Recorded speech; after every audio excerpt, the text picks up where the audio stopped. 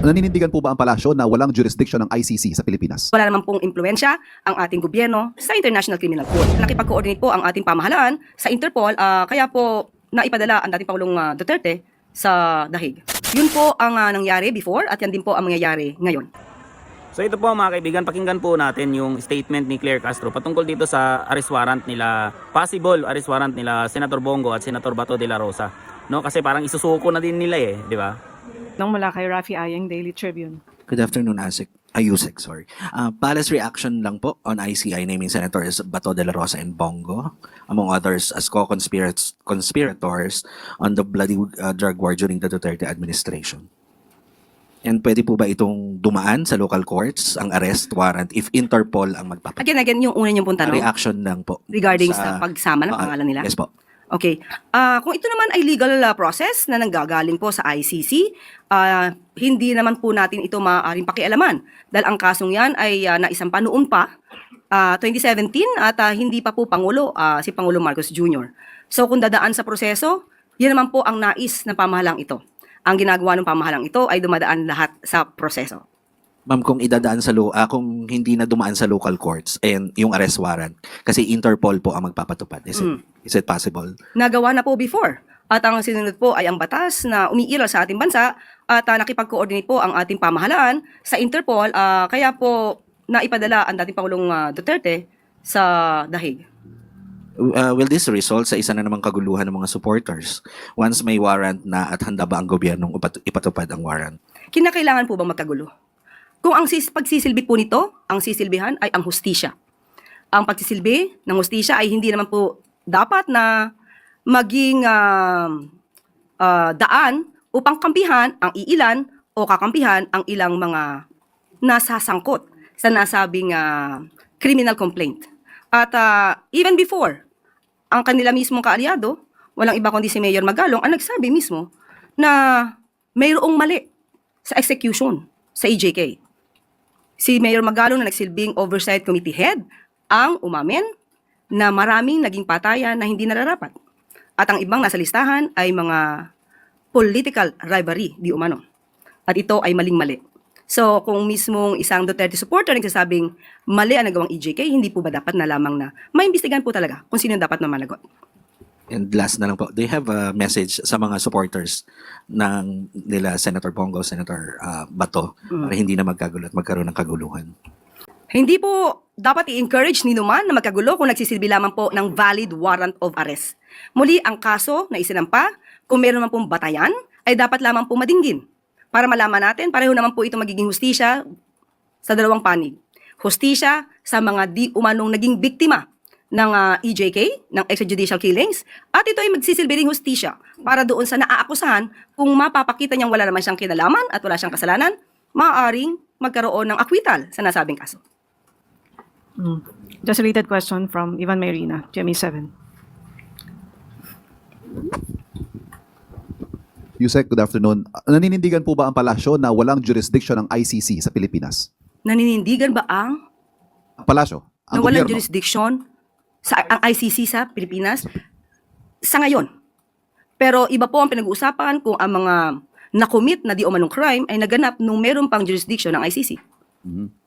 So, makikipagtulungan tayo sa Interpol but not with the ICC in the same way that we cooperated with the Interpol during the arrest of the former president. Ganun po mangyayari. Yun po ang nangyari before at yan din po ang mangyayari ngayon.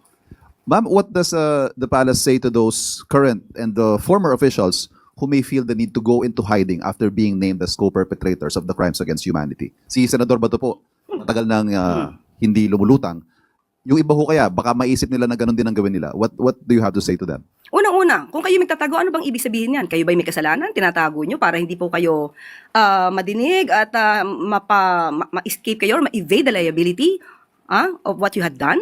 So, hindi po kinakailangan magtago kung alam po nila na sila'y walang kasalanan, humarap sila at maging matapang sa mga maaaring proseso. Ma'am Panghuli, ano ho ang magiging tingin ng gobyerno, ng Estado, sa 8 pinangalanan? Sila po ba ay mas babantayan? Sila po ba ay tututukan ng kanilang whereabouts? Such that if an arrest warrant is issued against them, ay i-implement natin. Kapag may warrant of arrest na na-issue na po, kailangan i-implement. So kung babantayan sila, sa ngayon wala pa pong dahilan para sila ibantayan dahil wala pa pong nare-receive ang gobyerno ng warrants of arrest. Maraming salamat. Next question mula kay Tina Moralit na Manila Times. Good afternoon, Yusek. In relation po sa unang napag-usapan, ano po ang reaksyon ng palasyo sa sinabi ng PDP Laban over the weekend that the Marcos admin is quote-unquote enabling such derogation of our sovereignty and attempting to divert attention from the massive corruption scandal kaya naisama sila Senator De La Rosa and Senator Go as co-perpetrators in Duterte's ICC case? Unang-una po, bakit naman sasabihin na nagda-divert na naman ng attention? Hindi ito diversion dahil matagal na po ang kasong ito na nakasampa sa ICC.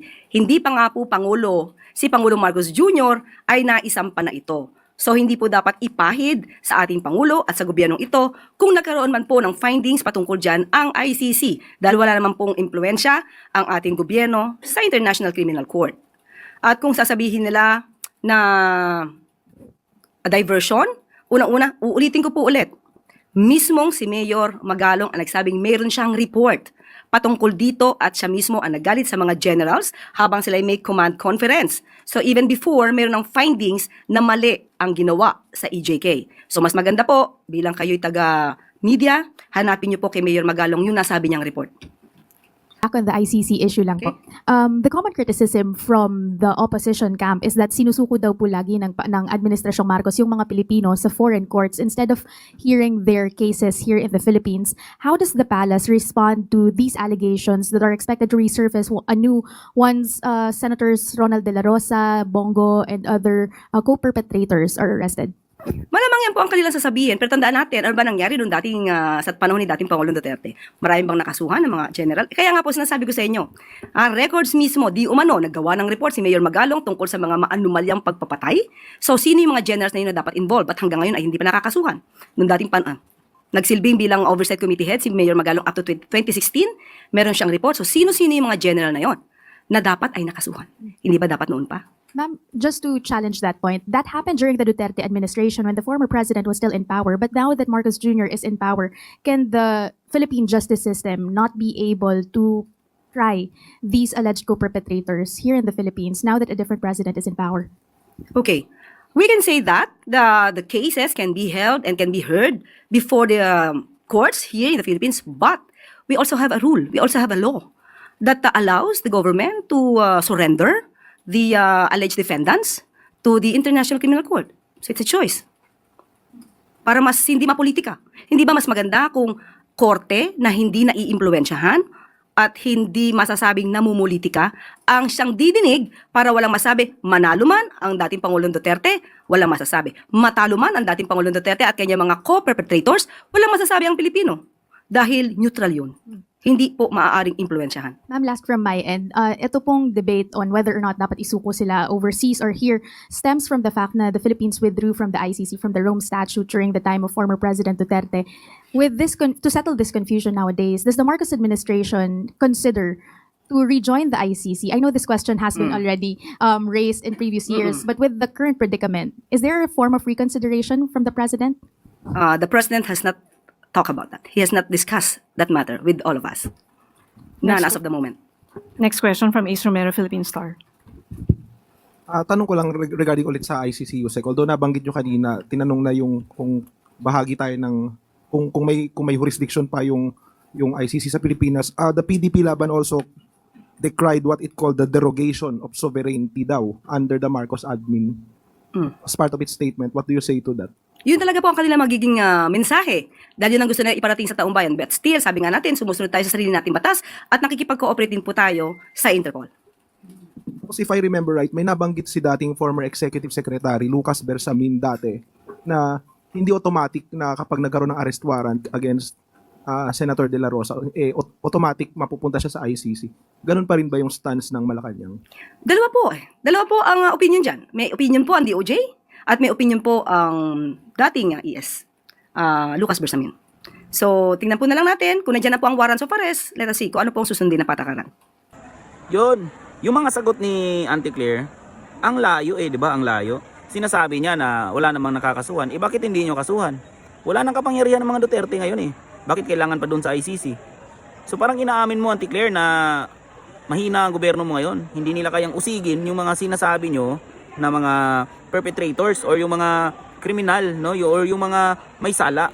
Hindi nyo kayang i-try dito sa Pilipinas. Ibig sabihin, mahina kayo. Tapos yung sinasabi mo na nagawa na kay Digong, gagawin ulit ngayon, gagawin nyo ulit yung paglabag. No, kasi sinabi sa ICC, yun yung problema kay Digong eh. Yun yung kino-contest ngayon eh. Hindi dinaan sa competent court. No, hindi dinaan sa competent court.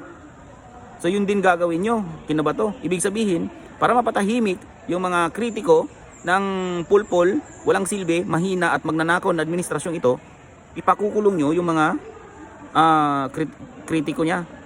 Di ba?